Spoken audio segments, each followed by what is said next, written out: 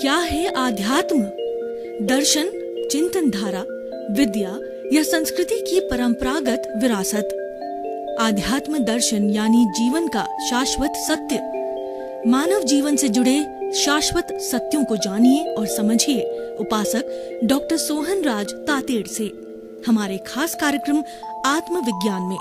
आत्मविज्ञान यानी सही दृष्टि, सही सोच। भाइयों और बहनों, मातृशक्ति को नमन। चैनल 24+ न्यूज के आध्यात्मिक कार्यक्रम आत्मविज्ञान साइंस ऑफ द सोल में हम आपको सही दृष्टि, सही सोच, राइट विजन, राइट थिंकिंग के तहत अलग अलग विषय का प्रतिपादन करके हम बताना चाहते हैं कि आपका क्या अस्तित्व है। आखिर आप इस दुनिया में आए हो तो किस लिए आए हो और कैसे आए हो और क्या करना चाहिए ताकि ये जीवन सार्थक बने, क्योंकि मानव जीवन इस प्रकृति का सर्वश्रेष्ठ जीवन है। जब आपको सर्वश्रेष्ठता का पट्टा मिला है तो क्या उसका उपयोग नहीं करना चाहिए? उसको व्यर्थ गंवाना चाहिए? ये मानव जीवन जो है ये चिंतामणि रत्न है, ये पारसमणि है, ये कामधेनु है, ये नंदन वन है। उसका हमें सदुपयोग करने के लिए ही आत्मविज्ञान कार्यक्रम हम आपको प्रस्तुत कर रहे हैं। उसमें आज का हम एक बहुत ही सुंदर विषय लेकर के आपके सामने आए हैं। आज का हमारा विषय है अज्ञा एंड प्रज्ञा। अगर व्यक्ति अज्ञा और प्रज्ञा को समझ ले और इसके भीतर की भेद रेखा खींच ले कि ये तो अज्ञा का जगत, ये प्रज्ञा का जगत, और दोनों जगत साथ है, एकदम लाइन ऑफ डिमार्केशन का अर्थ यह है टुकड़े हुए नहीं है, लेकिन दोनों अलग अलग होते हुए भी साथ में हैं, एक दूसरे से बिल्कुल जुड़े हुए हैं, उनको अलग भी नहीं किया जा सकता है, साथ भी है, लेकिन साथ रहते हुए अज्ञा प्रज्ञा को हमको अलग समझना है। ये राइट बिलीफ है। अज्ञा में रहना रॉन्ग बिलीफ है, प्रज्ञा में रहना राइट बिलीफ है। तो आपको ये निर्णय करना है। हम आपको रास्ता बता सकते हैं, हम आपको घोट के नहीं पिला सकते हैं। हमारा काम रास्ता दिखाना है, रास्ते पर चलना आपका काम है। अगर आप उस राइट बिलीफ के अंदर आ जाओगे तो राइट बिलीफ में रहना है, प्रज्ञा के जगत में रहना है, ये सारा आपका पुरुषार्थ है। और अज्ञा का जगत है वह तो आप लेकर के आए हो, वह तो हो रहा है। और अज्ञा के जगत में रहने वाला करने वाला है, वह भोगने वाला है। प्रज्ञा के जगत में रहने वाला जानने वाला है, देखने वाला है, और वह तो चेतनामय है। अज्ञा का जगत है ये जड़ है, ये अचेतन है, ये नाशवान है। अज्ञा कई बार आई, लेकिन प्रज्ञा जो है वो आत्मा की प्रतिनिधि है, वो शाश्वत है, वो इटर्नल है, वो अविनाशी है। तो हम ये दोनों संसार को अच्छी तरह से समझेंगे। पहले अज्ञा का जगत। अज्ञा का अर्थ होता है ये शरीर, शरीर के जगत को अज्ञा का जगत कहा जाता है। शरीर जो हम बाहर देख रहे हैं उसको बताने की जरूरत नहीं है। और उसके साथ साथ में भीतर में भी जो है, जैसे हमारा 5 इंद्रियां हैं, बाहर भी है भीतर भी है। भीतर की 5 इंद्रियां हैं वो आत्मा से शक्ति लेकर के और वह अपने भाव पक्ष को प्रकट करती है, और बाहर का द्रव्य पक्ष है। दोनों जब तक भीतर की शक्ति नहीं मिलेगी इंद्रियों को, उसको हम करण वीर्य कहते हैं, उसको भाव शक्ति कहते हैं, तब ये बाहर की इंद्रियां सक्रिय नहीं हो सकती है। ये सारा अज्ञा का जगत है।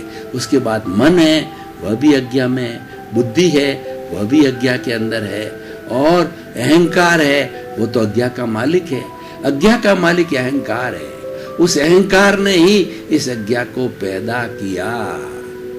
ये और अज्ञा के जगत में रहने वाला व्यक्ति वो जीवात्मा कहलाता है। इस दुनिया के अंदर जो है, हम मनुष्यों की बात करें तो 7 अरब की जनसंख्या है, और ये 7 अरब की जनसंख्या में से 99.9% लोग अज्ञा में जीते हैं।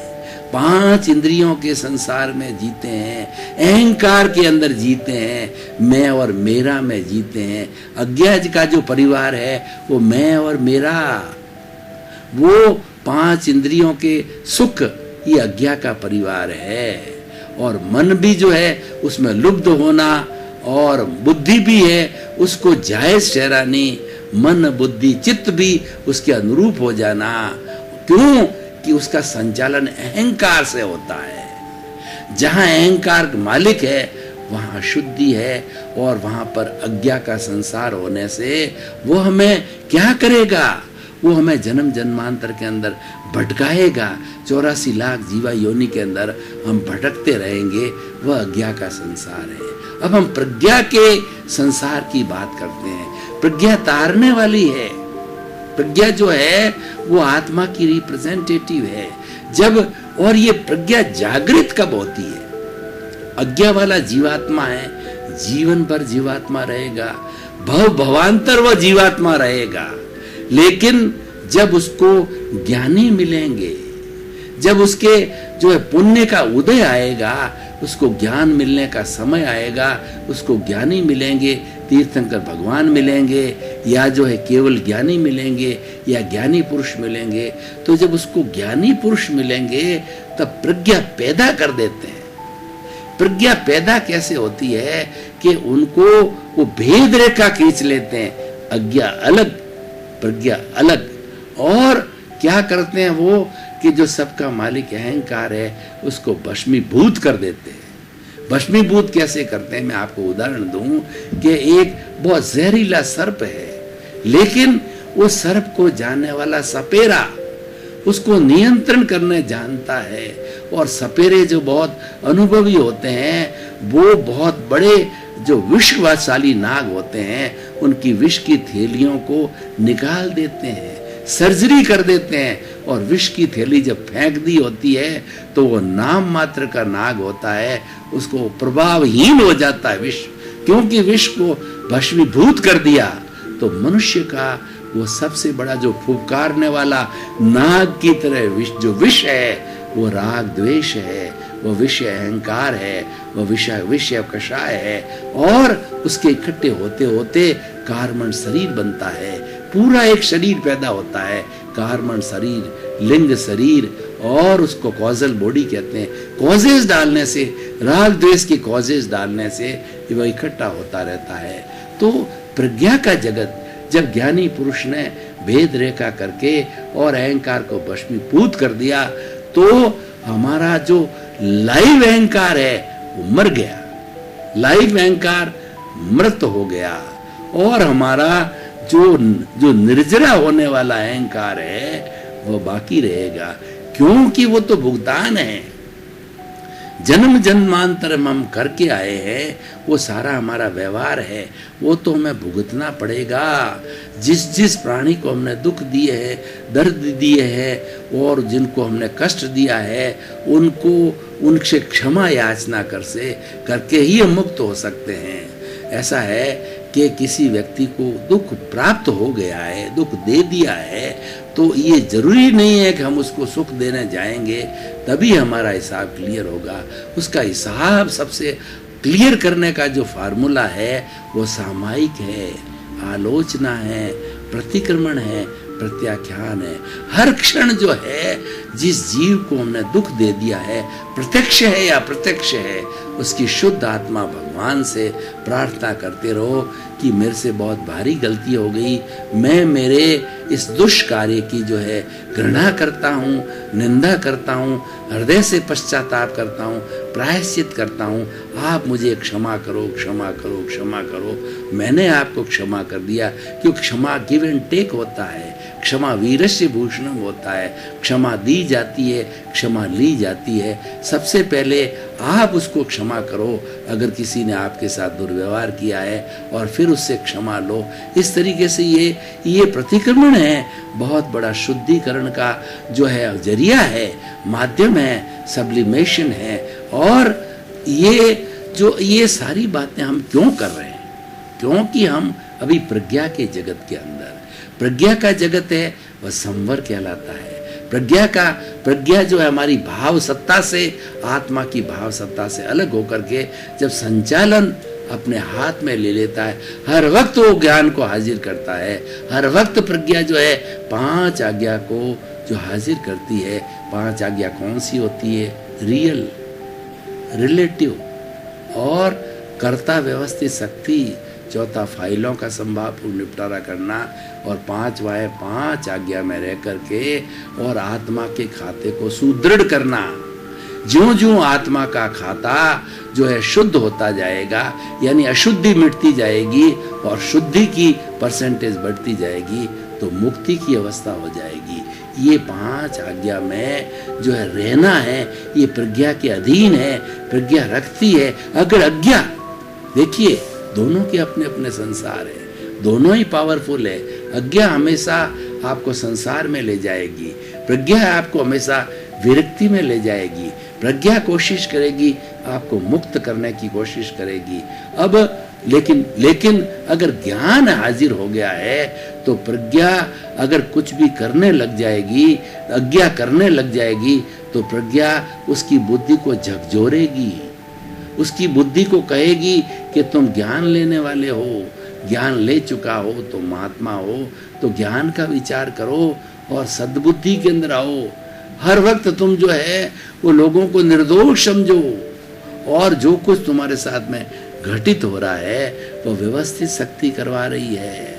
वह तुम करता नहीं हो, अकर्ता भाव लाओ, फाइलों का संभावपूर्वक निपटारा करो और इस तरीके से ज्ञान को हर क्षण जागृत रखो, तो ये प्रज्ञा हाजिर करती रहेगी।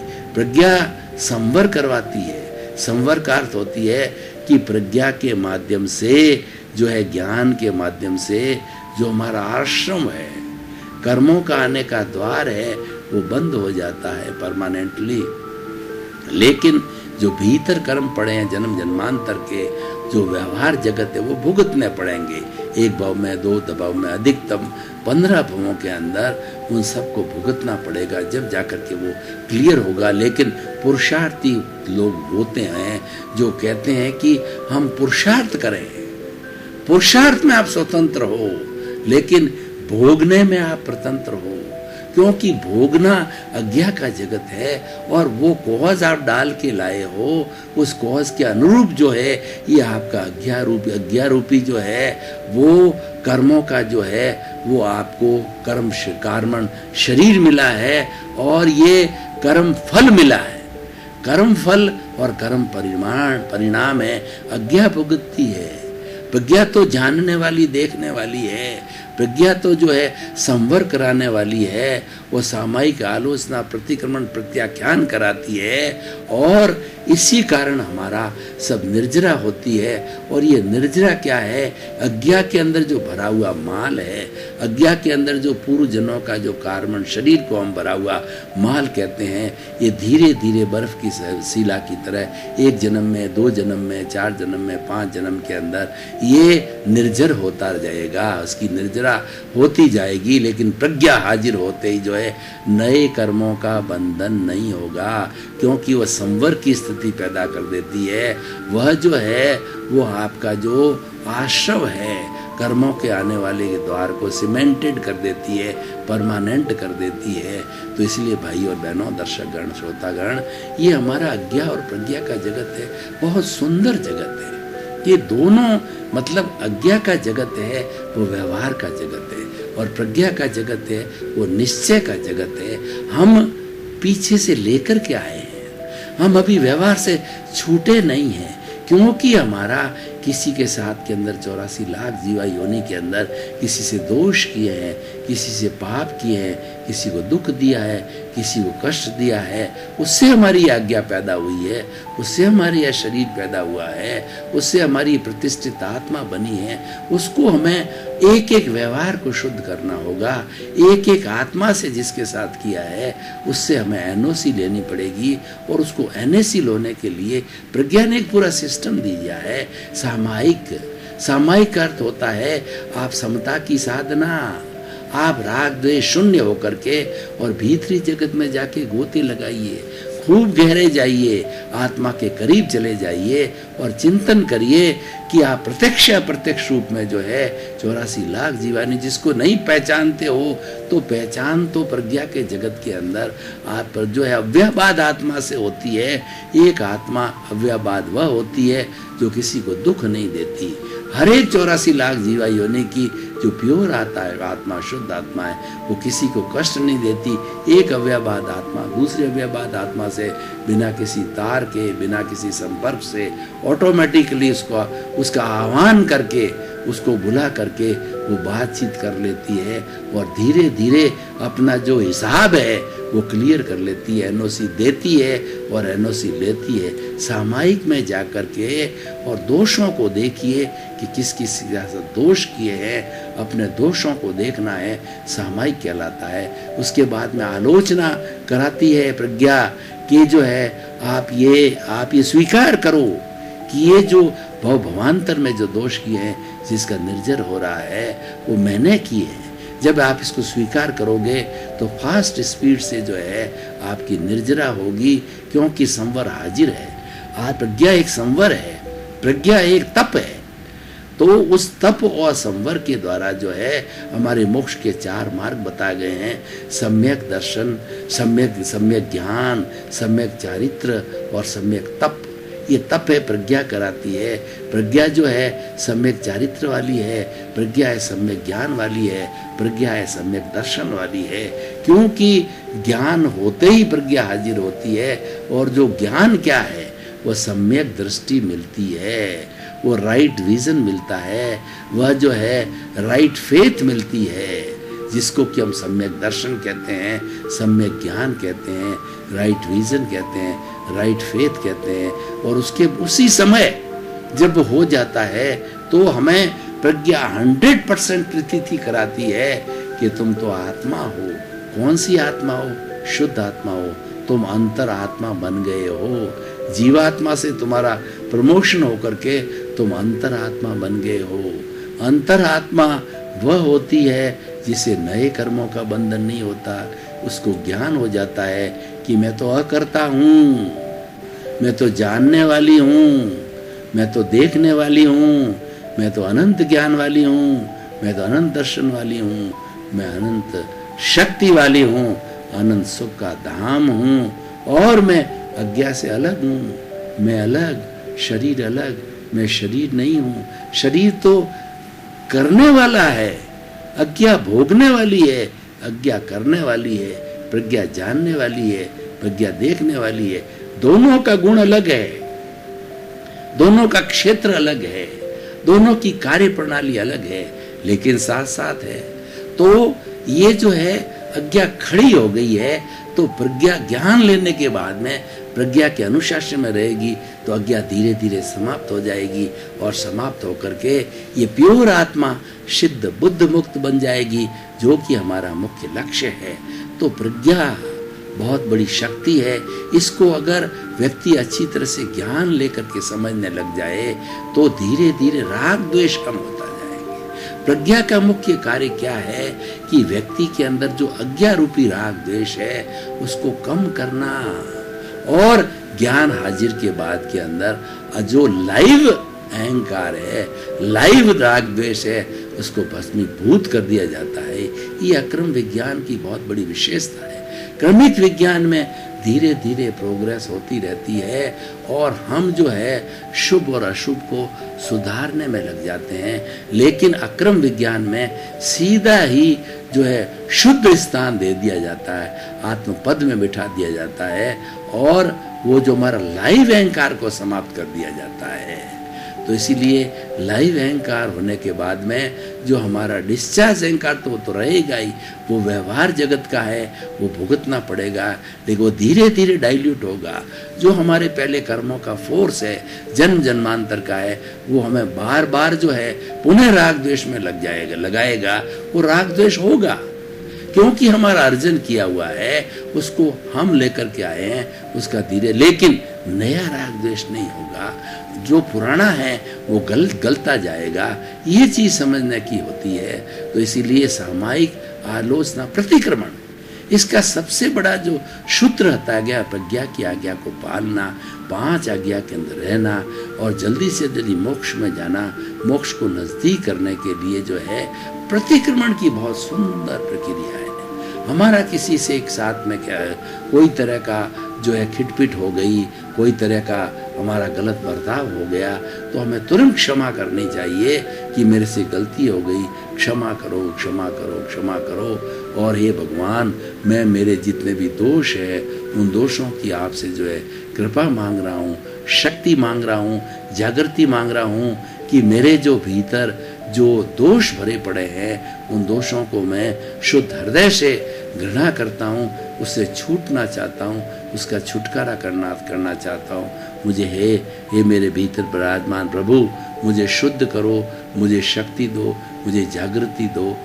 भाई और बहनों, आपका बहुत बहुत धन्यवाद। आप अज्ञा और प्रज्ञा का भेद समझ जाएंगे, भेद विज्ञान करेंगे, भेद रेखा खींचेंगे, ज्ञान को हाजिर रखेंगे, तो आपका ये आत्मविज्ञान बढ़ता जाएगा, अहंकार भस्मीभूत होता जाएगा, अहंकार की शून्यता होती जाएगी।